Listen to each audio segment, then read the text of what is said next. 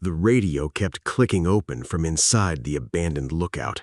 No voice came through at first, just a slow, wet breath.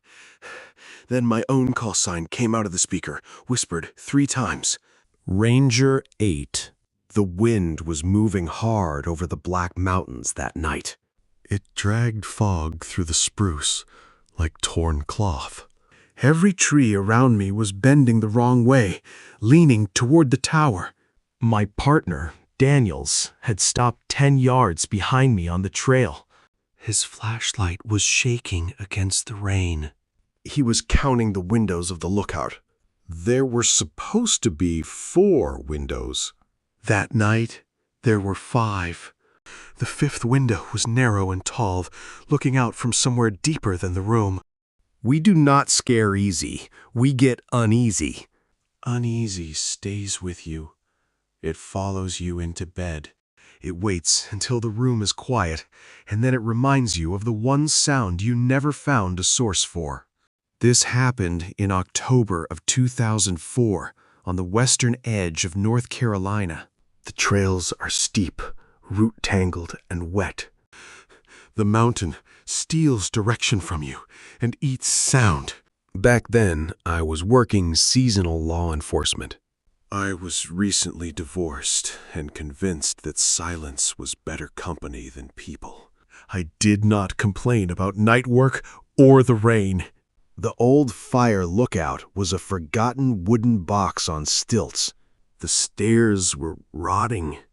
The windows were broken. We had a chain across the lower steps and a sign that said no entry. Hikers still found it, of course. Some swore they heard voices from it at night.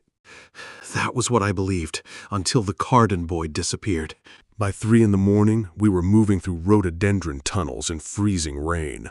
We were shouting his name into fog so thick, our headlamps lit up only the water. We were searching for a 19-year-old kid who thought the mountain had accepted him.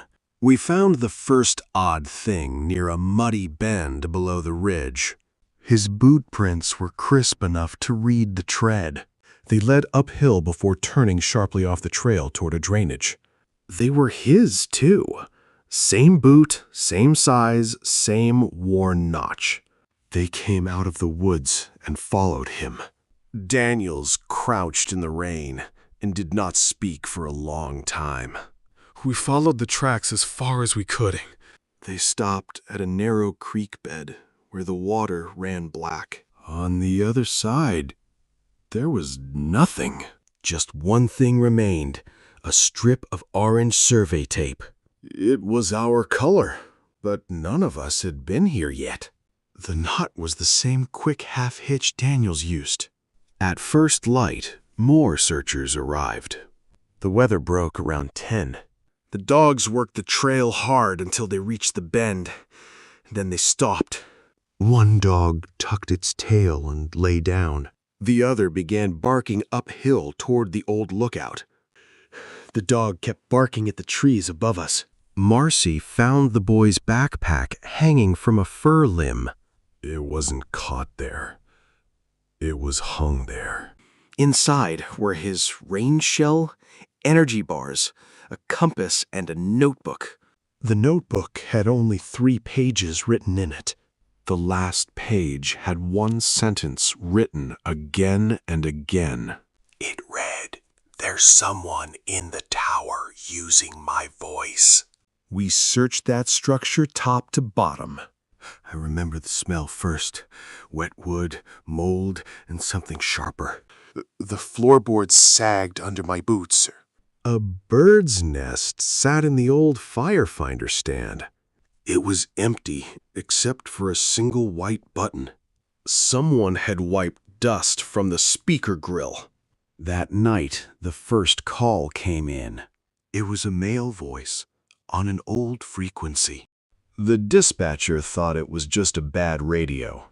The voice said, "I'm at the tower." Then it said, "I can see my truck." That was impossible because the ridge was in the way. The voice told us to tell his mother he walked out. Then it let out a soft, chilling laugh. His mother stood up so fast her chair fell over. Daniels didn't look at the radio. He just stared at the map. We kept searching for days, but we found nothing. Daniels came to me outside the shed. He asked if I'd heard the clicking. It was 3 clicks, a pause, then 3 more. Daniels said the clicks weren't random. He heard patterns where I heard noise. 3 clicks meant my call sign. He told me about the fire in 1981. A lookout named Ellis was in the tower. He said someone was walking circles around it. Base told him to lock the door. 10 minutes later, he came back on the radio. He said the person below was using his wife's voice. At dawn, the crew found the tower empty. The door was locked from the inside. His wedding ring was on the table, pressed flat. Daniels said the mountains copied what they heard. It didn't just echo, it learned. It lured those who were already carrying a door open. I asked Daniels what he meant by carrying a door open inside. He looked at me with that tired, heavy expression older rangers get. He told me not to answer when the mountain calls me by something I recognize. The next week, Marcy, one of our volunteers, quit the team. I saw her in the grocery store in Burnsville and barely recognized her. She had lost so much weight, and there were raw, dark half-moons under her eyes. I asked her if she was okay, and she glanced around the aisle like the cereal boxes were listening. She told me what she hadn't put in her official statement. When she found the boy's pack, she heard someone above her say, "Don't let them take it." She thought one of us was inside the lookout, so she called up, but there was no answer. Then the voice spoke again, directly behind her ear. This time, it used her daughter's private nickname, the kind only used at home. Marcy turned and saw a man standing between the firs about 20 yards away. He looked like the missing boy from the posters, but his proportions were all wrong. His arms hung too low, and his head leaned to one side, like he was listening through the ground. She blinked, and he was gone. For 2 weeks after that, every radio in her house clicked open at 2:17 a.m. She didn't even own a radio, only baby monitors. That was when I should have walked away. I should have requested a transfer, but guilt is a stupid animal. I had been inside that tower, and some part of me believed that if I went back alone, I might find the boy. Or maybe I just wanted the mountain to say my name again. On October 29th, a cold front dropped over the mountains. Rain turned to sleet, and around dusk, a burst of static rolled through the station radio, followed by 3 clicks. Then a voice said, "Ranger 8, bring a bolt cutter." It was Daniels. Not his radio voice, but his real voice, low and tired. But Daniels was standing right there beside me. I watched the blood leave his face. The voice came again. "Ranger 8, he's still in the 5th window." No one moved. Then, from the speaker, very softly, came my ex-wife's voice, saying my first name. The room went quiet in a way I still cannot describe. There were 5 of us there, all living and breathing. Yet it felt like something had opened a door and counted us. I signed out a vehicle without permission. Daniels followed me to the lot, choosing to face the dark with me. We drove as far as the service road allowed, then continued on foot. The trail up toward Silo was a black ribbon of mud and root under freezing sleet. Our headlamps caught ice on spruce needles. Every branch glittered in the harsh, artificial light. The higher we climbed, the less the wind sounded like wind. It came in pulses, A long inhale followed by a long exhale, then nothing. Our radios clicked every few minutes, but no voice came through to guide us. About halfway up, we found the first marker, a piece of orange survey tape tied to a branch. It was fresh. Daniels cut it down with his pocket knife and shoved it in his coat. But 50 yards later, another piece hung beside the trail. We stayed on the trail, but that was when we began seeing footprints in the sleet.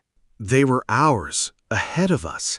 2 sets side by side, pressed clean into the thin white crust. The prints led uphill before we had even taken those steps. I stopped, and Daniels kept his flashlight on them. He whispered, "Don't look behind us." Of course I did. Behind us, the trail was smooth, with no footprints at all, as if we had dropped from the sky at that exact point. The radio clicked, and my own voice came through. It wasn't a recording, not quite. It was me, but flattened somehow, drained of breath and warmth. It said, "Daniel stopped 10 yards behind me," and I turned the radio off, but it kept speaking. We climbed faster, too fast for conditions. Branches tore at our sleeves, and sleet stung our faces. The trail narrowed along a slope where black spruce fell away into fog. Somewhere ahead, above the wind, came the sound of someone knocking on wood. The old lookout appeared all at once, as it always did in fog. It was less like a structure than a darker thought inside the dark. Its legs rose from the slope, and the staircase sagged. There was light inside, a pale gray glow that filled the room at the top. Daniels swore under his breath and began counting the windows. 1 facing east, 1 south, 1 west, 1 north. And 1 more, narrow and tall, set into the wall where no wall should have had space for it. The 5th window. The 5th window was black, like an opening into something deeper. Then the radio inside the tower clicked on. It whispered my call sign, Ranger 8. Daniels lifted his bolt cutter, staring at it like he'd just found it. The voice from the tower said, in the missing boy's voice, "Please, I'm cold." A pale shape shifted behind the 5th window. The tower answered in Marcy's daughter's voice? Then the voice became his wife, Elise. Daniels made a sound I'd never heard from a grown man. I tried to grab his coat, but he shook me off. He put 1 boot on the first step.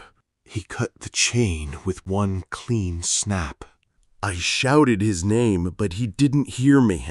The tower spoke in my ex-wife's voice. It told me to let him go.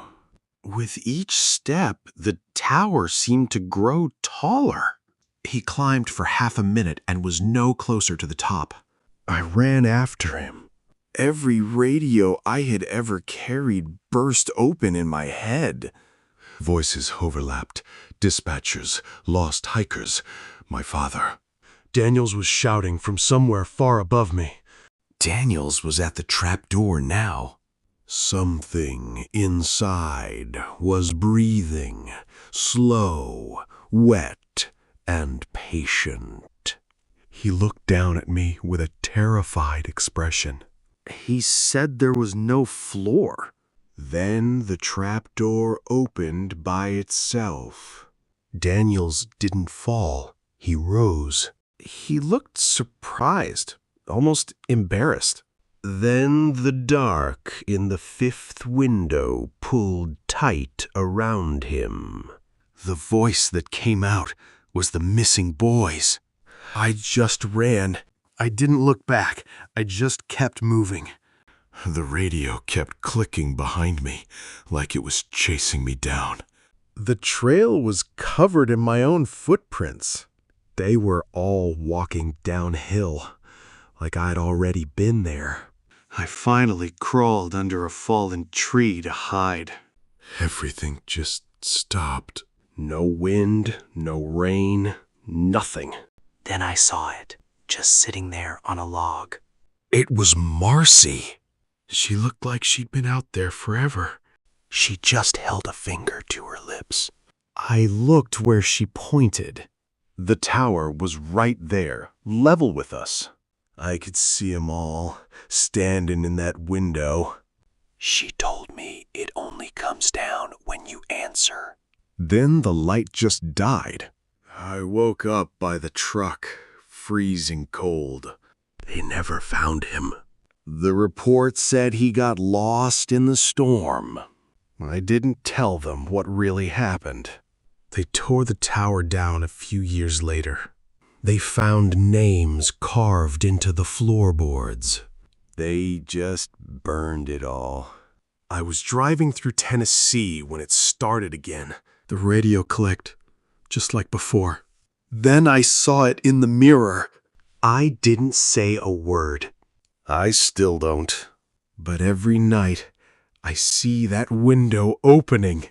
I keep driving, but the road feels like it's stretching into something else. The rain against the windshield sounds exactly like the tapping on those old rotten stairs. I can't shake the feeling that the mountain is still watching me through the glass. My hands are gripping the wheel so hard my knuckles are white. I try to focus on the yellow lines, but they keep blurring into the shape of that survey tape. I'm just waiting for the radio to click again, even though I know I shouldn't listen. The static starts low, a hum in the back of my skull. It's not coming from the speakers anymore, it's coming from the air itself. I can smell that wet wood and ozone, like the tower is sitting right there in the passenger seat. I look into the rearview mirror again, and the back seat isn't empty. There's a shape there, hunched over, wrapped in that same damp, cold fog. It doesn't have a face, just a white button where an eye should be, staring right through me. I want to scream, but my throat is locked tight. The mountain isn't just following me, it's catching up. I can hear the sound of the wind now. Not outside, but inside the truck, whistling through the vents like it's trying to speak. The radio clicks again. This time, it's my own voice, but it sounds like it's coming from the bottom of a well. It says my name, the one I haven't heard since I left the service. It's calling me back to the tower. I swerve to avoid something on the road, but there's nothing there. Just the fog, thick and heavy, pressing against the headlights. The trees are bending toward the road, their branches reaching out like they're trying to grab the truck. I can't keep running. I know that now. The mountain has been waiting for me to stop, to finally answer. I pull the truck over to the shoulder, the engine ticking as it cools, and the silence rushes in to fill the space. I reach for the radio. My hand is shaking, but I don't pull back. I can see the fifth window in my mind now, opening slowly, a black hole in the middle of the trees. It's time to see what's on the other side. I press the button. The static stops. For a second, there's nothing but the sound of my own breathing. Then a voice comes through, clear and familiar, and I finally say the word I've been holding back for 19 years. The radio crackles to life, but it isn't static anymore. A voice, my own voice, speaks from the speaker with a hollow, metallic quality. It repeats my name, Ranger 8, over and over. I look out the windshield, and the road has vanished. In its place, the dark spruce forest from Silo Knob has grown right up to the bumper. The trees are leaning in, their branches clawing at the glass. The rearview mirror shows something moving in the back seat. It's a pale, hunched figure, its movements jerky and unnatural. It doesn't have a face, just a single white button where an eye should be. I try to start the engine, but it's dead. The silence in the truck is absolute, broken only by the sound of my own ragged breathing. I can feel the cold radiating from the back seat. The radio clicks again, and this time it's the voice of the Carden boy. He sounds cold, so cold, begging me to let him out. I know he's not really there, but the sound is so real. I reach for the door handle, but it's frozen shut. The metal is covered in a thin layer of ice, and the handle won't budge. I'm trapped in here with whatever is sitting behind me. The figure in the back seat leans forward. I can feel its breath on the back of my neck, cold and smelling of wet earth. It whispers my name again, but this time it's not a call sign. I close my eyes and try to remember the way home. But the mountain has taken that too. All I can see is the fifth window opening slowly in the dark. The radio clicks one last time. The static clears, and for a moment there's only the sound of rain on the roof. Then a voice speaks, soft and clear, the voice of someone I lost a long time ago. I open my eyes, and the truck is gone. I'm standing at the base of the lookout tower, the rain falling on my face. The fifth window is open, and I can see them all standing there, waiting for me.